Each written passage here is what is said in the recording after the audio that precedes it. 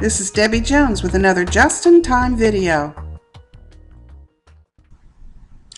This video is on using the Shape Tool. On your toolbar, you'll see the Shape Tool as being a red square with a circle in front of it. If you'll click on that one time, your shapes will open up, and at the very bottom you'll see a double arrow. When you click the double arrow, it will open up another couple of columns of different shapes that you may use. Now, they tell you to always choose the tool first and then choose any options that go with that tool. So I'm going to go back here and choose a tool. I'm going to choose this rounded rectangle here as my tool, and you can see it's got the square around it, so that's the one I've selected.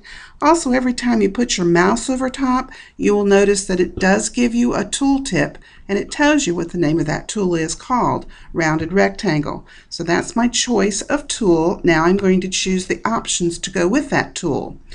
This is my border color of the tool, and I can choose to make that border any width that I want by clicking on these presets, or I could use the slider that goes from 0 to 100. I'm going to go ahead and leave it at size 6.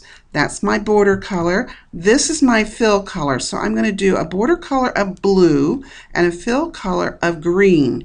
And dragging this from the left corner down to the right is the best way to get your shape to come onto the flip chart. So there it is. We've got the blue border and the green fill. Now I'm going to get my select tool and show you that as I move this around, it moves as one object. The border and the fill are one object.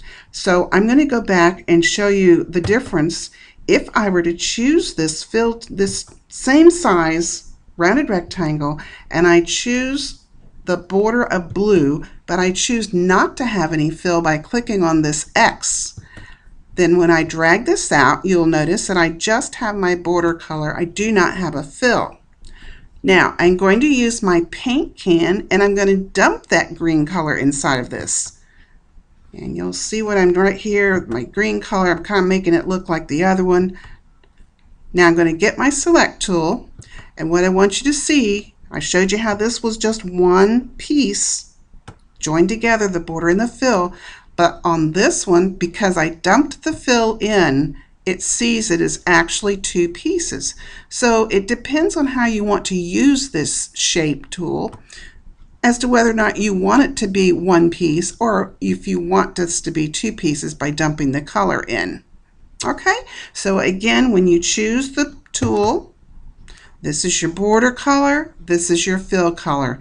If you have it on the X, there is no fill.